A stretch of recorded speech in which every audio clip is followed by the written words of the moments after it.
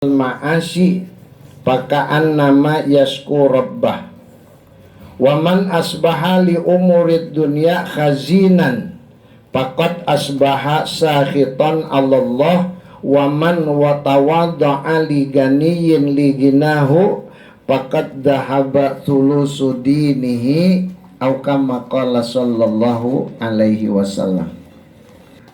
Hadis ini menggambarkan bahwasanya di akhir zaman banyak umat yang selalu mengeluh, ya.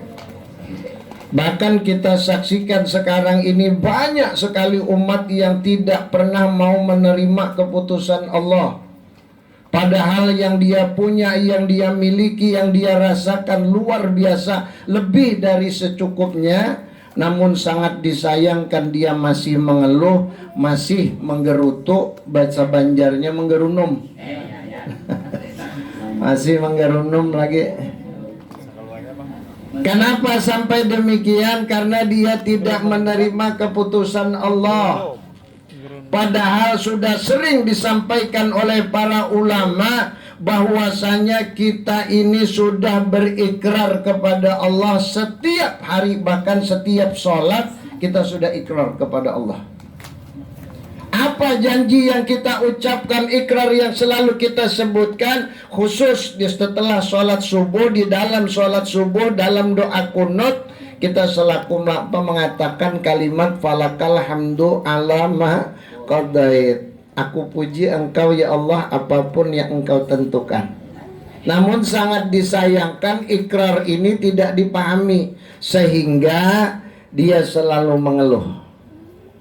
Nah, lalu ada hadis Rasulullah, ini gambaran bagaimana kondisi, bagaimana akibat, bagaimana sanksinya bagi orang yang selalu mengeluh. Kata Nabi di dalam satu hadis, barang siapa yang di pagi harinya dia mengadukan kesulitan hidupnya, maka seperti saja dia mengadukan Tuhannya.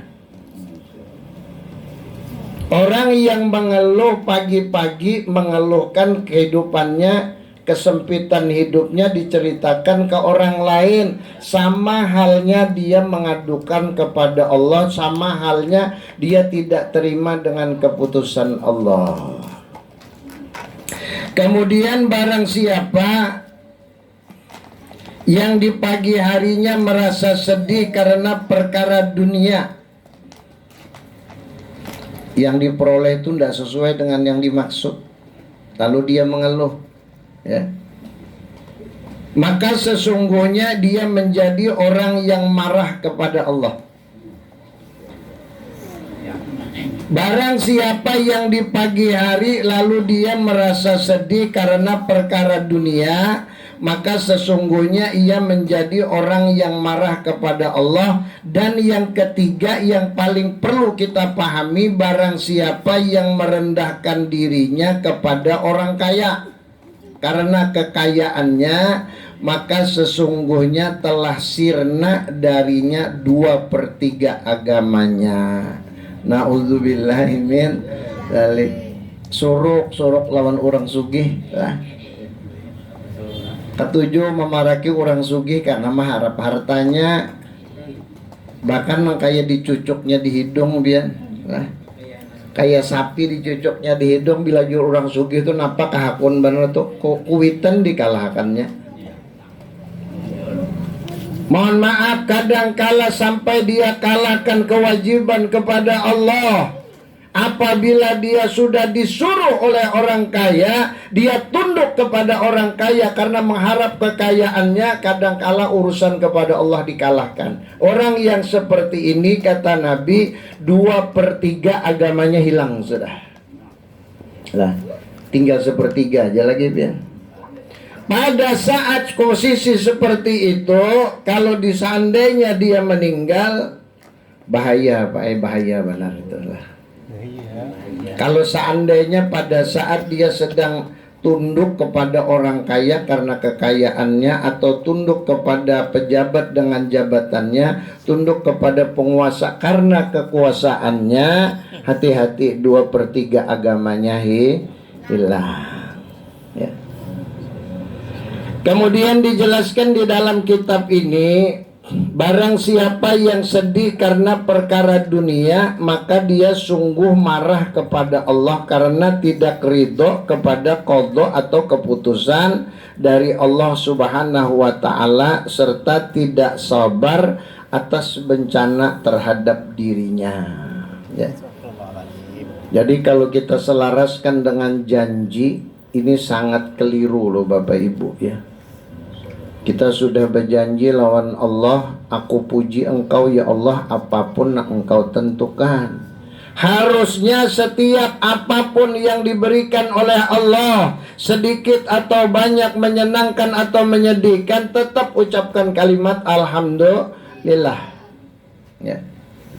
Kenapa demikian? Karena kita ini adalah hamba yang tidak pernah terlepas dari ketentuan Allah. Siapapun dia, dimanapun dia, dalam keadaan apapun dia, pasti ada kaitannya dengan Allah. Satu kejadian tidak pernah kebetulan, tetapi atas keinginan dan kehendak Allah. Jadi kalau Allah sudah tentukan kehidupan kita ini nyaman, banyak bersyukur. Nah, banyak bersyukur. Arti bersyukur itu nang diperintah itu digawi, Pak. Lah, itu arti syukur. Syukur nah hakikatnya lah. Nang digawi, nang diperintah itu digawi, nang dilarang dijauhi. Itu arti syukur. Kenapa saya katakan demikian? Karena banyak orang yang tidak mampu bersyukur ketika diberikan oleh Allah sesuatu titipan yang banyak. Bahkan ada kata-kata pujangga, kata-kata hikmat. Allah kalau mau deketi hambanya pasti dikasih kesusahan dulu, ya. Sebaliknya, kalau Allah kepingin menjauhi hambanya, pasti diberikan oleh Allah kesenangan. Ya, banyak manusia bila sudah nyaman kan gak diingat lagi, ada tahu burit kepala. Nah, asalnya ketujuh aja ke masjid, asalnya rancak aja ke majelis, lah datang aja ke pengajian, tapi imbahnya nyaman, masya Allah hilang. Sibuk lawan nang banyak tadi itu, nah sibuk sudahnya kada kawal lagi meninggalkan. Nah, begitu sudah ditanya diajak oleh teman, kita yuk berangkat, apa alasannya? Sibuk aja berdua tulak enak nyusul. Alhamdulillah 3 tahun dah dangi belum nyusul lagi. Tahu-taunya ada kabar meninggal. Nah, nyarta. Hadirin sekalian yang berbahagia, sekali lagi, apa yang ditetapkan dan ditentukan oleh Allah hendaknya selalu kita syukuri. Sedikit kita syukur, banyak kita syukur, ya. Kalau diberikan oleh Allah yang banyak, hati-hati. Kenapa? Karena pertanggungjawabannya pasti besar, ya. Satu gambaran sederhana konkret Bapak Ibu, saya pernah baca di dalam kitab tafsir, di antaranya Murahul Labid menyebutkan pertanggungjawaban hamba terhadap Allah tentang apa yang dia punya, sebilah kapak saja pertanggungjawabannya mencapai 40 hari 40 malam. Sebilah kapak, nah, sebilah kapak yang digunakan untuk usaha mencari kayu, menabang kayu lawan kapak, batu diricih ke jurang, ditungkih halus lah, dijamur, lalu karing dijual, hasilnya pakai keperluan hidup hari-hari. Nah, pertanggungjawaban kapak yang digunakan sebagai alat usaha itu 40 hari 40 malam, Pak. Coba kalau alatnya lebih besar daripada kapak, lebih modern daripada kapak, kira-kira kayak apa yuk pertanggungjawabannya? Jelas lebih lama daripada itu, ya. Yang tidak bisa kita pungkiri, setiap apapun yang dititipkan oleh Allah, setiap apapun yang dimiliki dan diberikan oleh Allah, pasti nanti akan dipertanggungjawabkan di hadapan Allah. Bagaimana cara kita mendapatkannya, kemudian kemana kita menggunakannya. Pertanyaannya tuh pasti dua, di mana dapat, kemana menggunakan. Nah, kalau seandainya jawaban kita sederhana, apalagi diperoleh dari berian orang, nyaman. Ya Allah, di mana dapat, beri orang. Kemana menggunakan, beri akan pulang. Selesai, ya kah? Beri akan pulang, selesai. Contohnya pian tahu lah. Almarhum Abah sekumpul itu bila sudah malam, tengah malam, jam 12, jam 1, jam 2, rancak sidin bakuliling nang atok ke lawang. Lihat sinu hidupnya susah, atok sidin lawangnya, Assalamualaikum, buka lawang, Abah guru di muka lawang. Napa yuk nah julung amplop. Ada nang 100, habisnya semalaman 100 juta, biar nak tahu. Ini orang wali, orang wala lain. Lah orang mengatok ke rumahnya minta bantu, minta tolongi bapadah kadada, padahal duit sing banyakan di dalam jakab bares kan mau dijulung nampakah nya bapadah kadada. Beda orang wali, mula orang wali datang ke rumah bejulung berbagi-bagi orang wali. Orang wala tadi itu bang lah. Orang datang minta bantu kada maunya bantu. Bapadah kadada. Kenapa? Karena merasa sayang, merasa takutan kalau kesusahan. Nah jadi ini satu gambaran Bapak Ibu. Ketika kita ditimpa oleh satu kesusahan, jangan pernah mengeluh, jangan mengadu-ngadu kecuali kepada Allah. Apabila berpagi-pagi seseorang bangun tidur lalu bercerita kepada orang lain tentang kesusahannya, maka sama halnya dia mengadukan Allah ya. Sama halnya dia marah dan tidak terima dengan keputusan Allah. Pada akhirnya Allah akan persempit kehidupannya ya. Allah akan sempitkan kehidupannya. Nah dijelaskan di dalam kitab ini, barang siapa yang pagi-pagi dia mengeluhkan dirinya kepada orang lain, sama halnya dia tidak ridho dengan ketentuan Allah. Barang siapa yang tidak ridho dengan ketentuan Allah, tidak ada lain balasannya kecuali neraka. Na'udzubillahi min dzalik. Nah gambaran ini, persamaan ini bisa kita contohkan terhadap kejadian terhadap diri kita masing-masing. Ada orang yang sudah dijadikan oleh Allah dengan bentuk yang sangat baik, sangat sempurna, tapi dia tidak terima, lalu dirubahnya. Apa hukumnya? Yuk, haram hukumnya, baik. Nah, mana contohnya?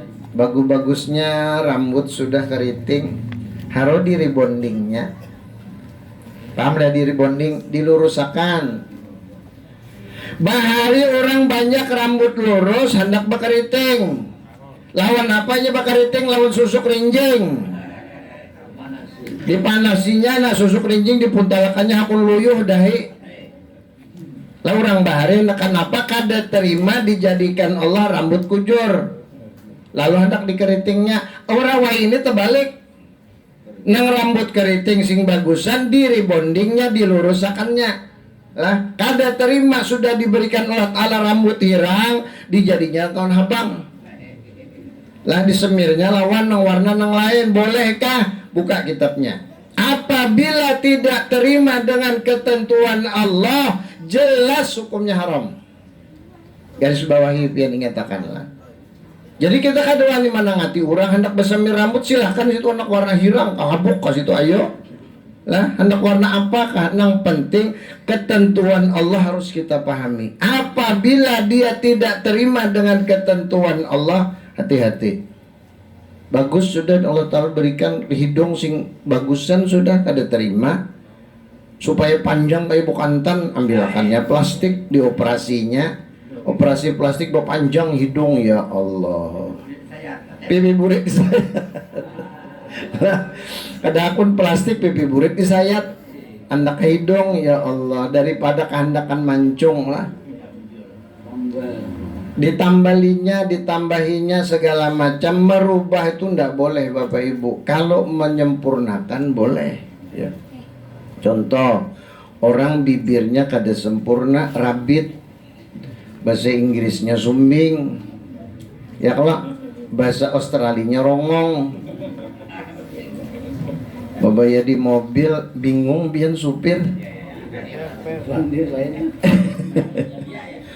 lah, supir bingung, ada lawas terdengar ngong jadi belakang. Bedi lihati kan ada lawas berbunyi pulang ngong ya. Kenapa dia supir nih? Sekalinya orang rongong tadi bejingok keluar, rupanya kena angin dihembus yang berbunyi. Kalau seandainya orang yang seperti itu lalu operasi disempurnakan, ditutup, boleh. Kada dilarang. Kenapa? Menyempurnakan yang kurang. Mohon maaf. Ada orang yang sudah giginya habis lalu pasang gigi palsu. Bolehkah? Boleh. Kenapa? Karena menyempurnakan yang kurang. Atau berlebihan lalu dikurangi. Boleh. Contoh, tangan, jari tangan harusnya nang sempurna, nang idealnya 5, inya 6 besi. Lalu dipotong nang sebuting tadi, nah bolehkah? Boleh. Nah, itu kada menyalih kodrat Allah Ta'ala, kada. Nang kada boleh itu nang sudah sempurna, sudah bagus, lalu kada terima, kada merasa puas dengan ketentuan Allah, lalu dirubahnya. Ini yang tidak boleh, ya. Operasi kelamin dijadikan Allah Ta'ala, nyata bana sudah lalakian hendak jadi bini-bini lah, bebonel lalakian begiwang. Bolehkah? Jar Nabi, man tashabbaha biqaumin ar-rijalu bin nisa wan nisa ubir rijal falaisa minna. Hadisnya sahih lah. Barang siapa yang ketujuh bermirip-miripan, laki-laki mirip bini-bini, bini-bini memiripi laki-laki. Ujar Nabi, falaisa minna, lain umatku. Napa kabar? Nah, amun kalau Nabi sudah tidak mengakui sebagai umat, lalu kita umat siapa? Bagaimana nanti pertanggungjawaban kita di hadapan malaikat kiramah, malaikat munkar dan nakir? Bagaimana kita mengaku sebagai umat Nabi Muhammad sementara Nabi kita tidak mengakui sebagai umatnya? Gara-gara bermirip-miripan. Bahari, pianlah bahari, nelah mohon maaf nang bahari itulah. Di Martapura itu pian tahu kadang ada bahari benar 79 tahun 70-an ulun pertama ke Martapura telah ngalih melihat bini-bini pian di pasar. Nuh ini sama sudah lah. Tahun 70-an di bawah 80-an itu 79, 80, 81 di bawah 90 ngalih melihat bibinian yang bersalawar kayak lalakian. Pasti baju panjang, pasti baju rok, bibinian. Ada beda antara bini-bini lawan laki-laki. Rambut kadada nang kaya nang wahini kadada. Bahari tapinya.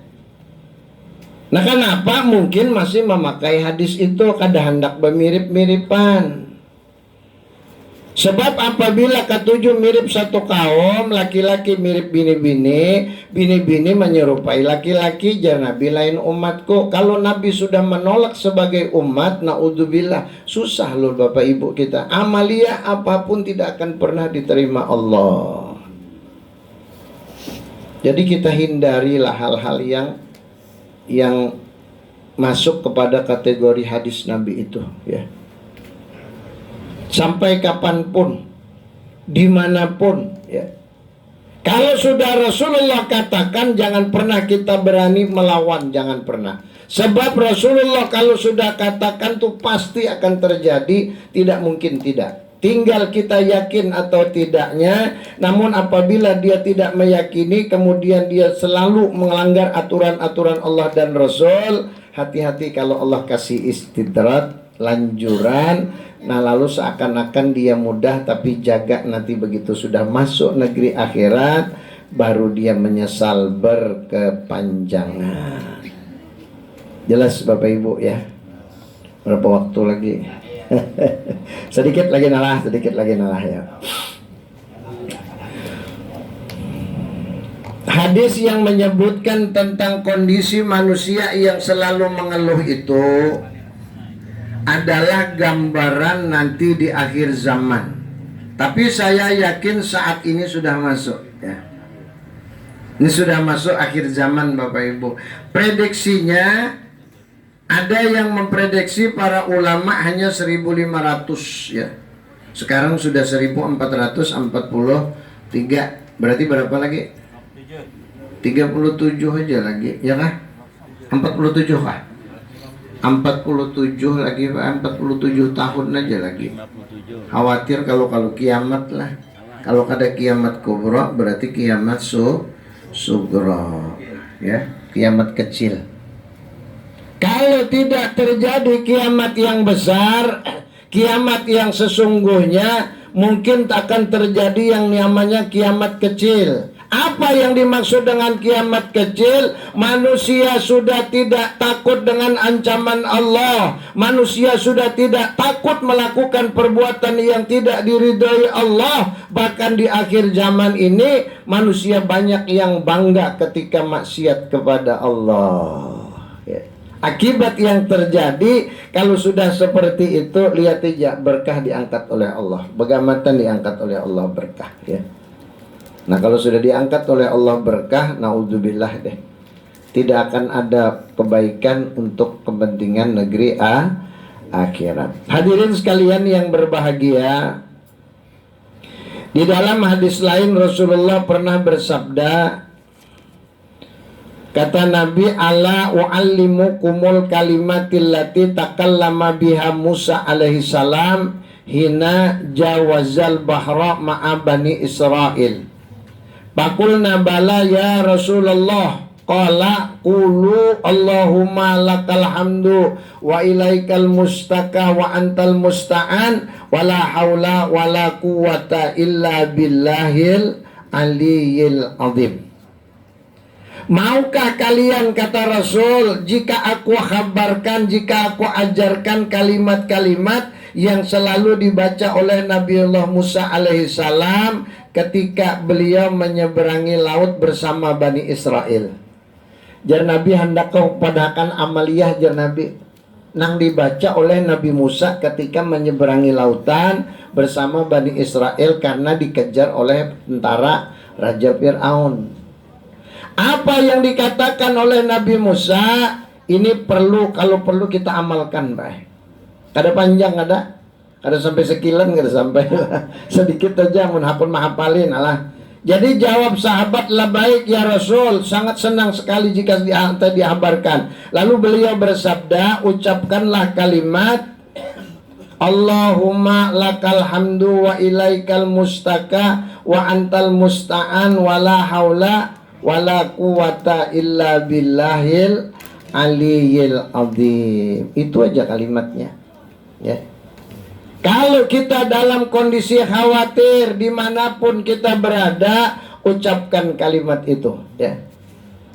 Kalimat yang diucapkan oleh Nabiullah Musa ini menandakan bahwa beliau sangat bergantung kepada Allah, ya. Setiap keadaan bagaimanapun Nabi Musa selalu minta tolong kepada Allah, ya. Nah, kalau kita mau seperti itu, insya Allah Bapak Ibu, insya Allah, ya. Bahkan kalau bisa kita jadikan satu kunci kalimat la haula wala quwata illa billahil aliyil azim. Ini jadikan satu kalimat kunci, Pak. Kemanapun kita pergi, jangan pernah lupakan nih kalimat, ya. Bismillahi tawakkaltu 'alallah la haula wala quwata illa billahil aliyyil azim. Tidak ada daya, upaya dan kekuatan kecuali pertolongan Allah. Itu aja, Pak. Tidak akan sanggup kita melakukan apapun tanpa pertolongan Allah. Wabil khusus ketika kita menginginkan satu kondisi apapun, jangan pernah kita lupa bahwasanya yang menentukan adalah Allah. Apalagi kalau kita larikan, kita bicara tentang perkara ilmu tauhid, sangat jelas ya. Allah katakan di dalam Al-Quran, innallaha ala kulli syai'in qadir. Allah itu maha kuasa terhadap segala sesuatu apapun. Nah, kalau kita tahu yang kuasa hanya Allah, yang berkehendak hanya Allah, yang memiliki segala sesuatu hanya Allah, kita tidak punya apa-apa, ya. Kalau sudah kita sadari bahwasanya yang memiliki segala sesuatu hanya Allah, tanpa izin Allah tidak akan bisa terjadi, niscaya kita sadar, baik. Ini adalah satu jalan, satu upaya dalam rangka menghilangkan, sedikitlah menghilangkan sifat sombong, baik. Nah, orang bila sudah kada ingat tentang apa yang dititipkan oleh Allah, biasanya sombong. karena merasa dia yang punya, ya, merasa dia yang punya Bapak Ibu. Padahal kalau Allah tidak kasihkan, mohon maaf, tidak akan pernah kita bisa dapatkan, ya. Nah kebetulan kita dititipi Allah dengan sesuatu yang banyak. Tolong jangan lupakan bahwa itu adalah pinjaman sementara, titipan sementara yang pada akhirnya akan diambil oleh Allah Subhanahu wa ta'ala. Nah kemudian Imam Al-A'mas berkata, setelah aku mendengar kalimat itu dari Syafiq Al-Asadi bangsa Kupah, dan dia menerimanya dari Abdullah radhiyallahu an, maka aku tidak meninggalkannya. Kemudian dia berkata, telah datang kepadaku seorang yang datang ketika aku sedang bermimpi. Katanya, wahai Sulaiman, tambahlah kalimat itu dengan wanasta'inuka ala fasadin bina wanas'aluka sholaha amrina kullihi. Nah jadi kalimat yang berbunyi apa tadi? Allahumma lakal hamdu wa ilaikal mustaka wa antal musta'an wa la haula wa la quwata illa billahil aliyyil azim. Jersidin tambahi lagi wa nasta'inuka ala fasadin bina wa nas'aluka sholaha amrina kullihi. Beberapa kali kita baca, niscaya timbul keamanan pertolongan dari Allah. Artinya, dan kami mohon pertolongan kepadamu atas kerusakan yang menimpa kami, dan memohon kepadamu kebaikan segala urusan kami. Barang siapa yang sedih karena perkara-perkara tersebut, maka akan ditolong oleh Allah. Nah, kita nih rasa khawatir, di manakah? Mohon maaf, saya yakin Bapak Ibu ada yang punya usaha. Nah lalu usaha kita diambang kegagalan, diambang kebangkrutan. Sudah diambangnya nih, amalkan ini, insya Allah. Setidak-tidaknya ketika kita amalkan kalimat-kalimat yang diucapkan oleh Nabiullah Musa, ternyata hasil yang didapatkan tidak sesuai keinginan, minimal ada kekuatan hati. Kita akan sabar menerimanya, ya. Kita akan mampu menerima, diberikan kekuatan oleh Allah. Artinya tidak terlalu mengeluh, tidak sampai kepada perkara stres, kada sampai. Apalagi nang cagar gerunum di jalan kada baiklah. Nang beti lanjang tuh kada akan, bila orang masih ingat lawan Allah Ta'ala, percaya aja kada ya. Satu contoh sederhana, mohon maaf saya tidak berani menjelekkan siapapun. Orang kalau sudah kurang amaliyah, lihat masa Tuhannya Pak, ya. Pasti lihat masa Tuhannya, pasti banyak nang mangalilu. Tahu mangalilu lah? Mangalilu tahu apa ya? Lali, nah lah. Bahasa orang sekarang tuh pikun Pak, ya. Orang kalau amaliyahnya kosong, dia tidak pernah menyandarkan dirinya kepada Allah. Setiap saat dia tidak diisi dengan amalia kepada Allah dan Rasul. Lihat masa akhir, masa tuanya biasanya banyak yang pikun Pak. Tapi kalau orang amaliyahnya kuat, bacaannya kuat, ibadahnya kuat, lihat aja sampai ke mati-mati, sampai Tuhan sidin kada mengalilo kada. Nah, itu amaliyah biar lah. Supaya jangan mengalilo, amaliyah banyak ki. Nah, di antaranya apa ya? Zikir kah, sholawat kah, Quran kah, itu aja. Berhadapan langsung ulun lawan arwah Guru Haji Badrudin. Nah babah jurang amaliyah nang paling bagus napa? Nah kesidin dua aja. Pertama baca Quran, yang kedua sholawat, itu aja. Bila nyawa nak izin kawan nama amalakan nang dua macam ni nah, bila Quran lawan sholawat, nyata hidupnya nyaman kesidin. Lah, Abah Guru mengatakan barang siapa yang mampu mengamalkan sholawat dalam sehari semalam, tapi rutin mulai hari ini, nah mulai mendengar, nah amalkan berapa? 50 kali aja sehari, tapi rutin ya. Apa sholawatnya? Apa? Sholawat Jibril sallallahu ala Muhammad, kalau sebab panjang-panjang, tapi jangan disingkat lagi, kada lagi sudah. Kalau mau disingkat pada itu Muhammad lain. Sallallahu ala Muhammad. Jangan berbuat hu, jangan. Sallallahu ala Muhammad lah.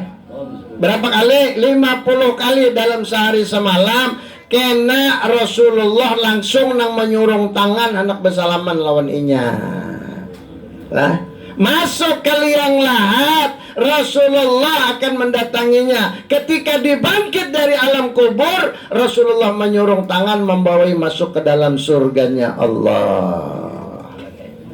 Tujar abah guru, lah amalia abah guru. Nah, 50 kali aja. Artinya dalam sehari semalam betuntung sembahyang 10 kali. Sallallahu ala Muhammad sallallahu. Lawas bekantut ya. Lah. Koler juga mengamalkan sadangai. Amun hendak lebih lagi jar banjar tambahi lagi gitu nah. Tambahi lagi, tambahi lawan apa? Sholawatnya tambahi jadi 1000 dalam sehari semalam. 1000 sehari kada dimatikan Allah kecuali melihat posisinya di dalam surga. Sallallahu ala Muhammad, sallallahu ala Muhammad, sallallahu ala Muhammad. Betuntung sembahyang 200 kali. Berarti sehari semalam berapa? 1000. Terus amalkan. Mulai ini hari ini nah, mulai mendengar ini nah, amalkan pian sampai akhir hayat. Insya Allah kada dimatikan Allah Ta'ala kecuali melihat posisinya di dalam surga. Kalau sudah ditunjukkan oleh Allah posisinya berada di dalam surga, baik itu lihat mimpi atau yakadatan waktu bangun, kada lawas kada lebih dari 40 hari. Percaya aja kada lebih dari 40 hari baik. Menabah guru capakan kayak itu pian yakin aja, insya Allah terjadi, yakin terjadi. Ya bila sudah ditampakkan Allah Ta'ala nah ratan duduk ini kata ada takalap nah. Nah lalu dia melihat posisinya nih di dalam surga Allah sudah. Hitung mulai situ 40 hari. Artinya bila sudah dapat tanda itu, jangan lagi nang lain, jangan di pasar, kena dulu pasar. Lapas sudah pasar jika menghadap Allah, jangan dipanggil Allah 40 hari waktunya. Nah, ini orang bahari itu dasar amaliyahnya, Pak. Sehingga sidin tahu, hendak meninggal tahu. Tuan Guru Jenderal Ilmi tahu lebihan yang di Kalampayan tuh lah. Nah di kendaraan meninggalnya, stop je sidin. Undandak bulik je sidin. La ilaha illallah langsung mati. Ya coba tahu sini anak meninggal tuh tahu. Kenapa? Allah sudah habarkan lewat siapa? Lewat perantara Rasulnya. Bagaimana supaya kita dapat kabar dari Rasulullah? Banyak-banyak bersolawat kepada Nabi. Jelas Bapak Ibu ya. Amun ulta rusakan bisa tengah malam menyatu. Baik, untuk hari ini saya cukupkan. Insya Allah lanjut pada pertemuan yang akan datang. Nah sebelum kita baca doa, ulun simpulkan. Pertama, jangan pernah mengeluh ya. Dalam keadaan apapun jangan pernah mengeluh. Jadikan diri kita sebagai manusia yang sabar, orang yang tidak pernah marah ketika terjadi sesuatu yang tidak nyaman di hati. Lalu yang kedua, orang sabar adalah orang yang tidak pernah mengeluh dan mengadu-ngadu kecuali kepada Allah. Mun hendak mengadu tengah malam dia, kadosa wan manusia dosa. Sebab apabila kita mengadukan perkara kita kepada manusia, mohon maaf, kadangkala bukan solusi yang didapat, justru tambah masalah. Nah jadi jangan pernah kita mengeluhkan perkara kita kepada manusia, keluhkanlah perkara kita kepada Allah. Sebab dengan kita mengeluh kepada Allah, justru Allah akan senang ya. Artinya, nah Bapak Arabnya itu nah, senang Allah Ta'ala. Bila kita ini mau mengadukan nasib kita kepada Allah, Allah Ta'ala senang karena itu juga yang dicari Allah Ta'ala lah. Kenapa jadi Allah Ta'ala mencari? Mohon maaf, Allah Ta'ala sudah menyuruh malaikat mencari. Ujar Allah Ta'ala, wahai malaikatku cari ipang si Jainuddin di mana inya. Kayak itu nah lah.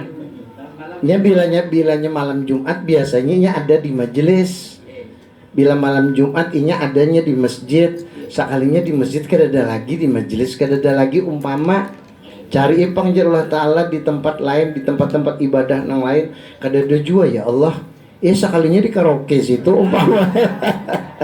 Umpama lah. Itu pun masih kalau memang dia ditegur Allah, disayang Allah. Lihat japian masih dirangkul, masih diparaki Allah Ta'ala. Lalu diberikan sedikit aja sakit lah. Berikan sakit, batis sakit kada kau lagi berjalan. Maksudnya apa ya? Supaya ingat Allah Ta'ala. Sekalinya kan diingat juga, masih tetap begitu sembuh, dicoba Allah Ta'ala lagi. Beberapa kali Allah Ta'ala memberikan teguran, ternyata tidak mau juga. Nah sudah, Allah Ta'ala kuloskan kan sudah. Hilang kasih sayang Allah sudah. Jadi kalau kita ini menderita apapun bentuk dan jenisnya, sekali lagi tolong jangan terlalu mengeluh. Kalau hendak mengeluh, bangun tengah malam, berwudu, ibadah, itu hanya laporkan kepada Allah, ya. Laporan kepada Allah. Insya Allah dengan begitu akan didapatkan ketenangan hati, ketentraman jiwa. Yang terakhir sebagai penutup, ketika kita mengeluh kepada orang kaya, mengharap kekayaannya, sekali lagi mohon maaf, 2/3 agama kita akan hilang. Supaya agama kita jangan hilang, jangan tapi tunduk lawan orang sugih. Jangan tapi tunduk orang penguasa, jangan tapi tunduk dengan pemimpin, tapi yang perlu kita tunduki lawan orang-orang yang memang taat kepada Allah. Demikian yang dapat disampaikan, insya Allah. Lanjut pada pertemuan yang akan datang, kita tutup dengan doa. Semoga pertemuan kita mendatangkan rahmat Allah. Mudah-mudahan kita semua diberkahi oleh Allah. Mudah-mudahan pengajian seperti ini selalu mendatangkan ridha Allah. Dan dengan ridhonya semoga kita semua diselamatkan dari mara bahaya dan bala bencana. Mudah-mudahan anak cucu kita diselamatkan oleh Allah. Dan yang paling penting, dengan kita berkumpul di majelis yang mulia ini, mudah-mudahan kita semua dikumpulkan bersama Nabi di dalam surganya Allah. Amin ya rabbal alamin. Bisirin Nabi wa alin Nabi wa bisiril Fatihah bil qabul.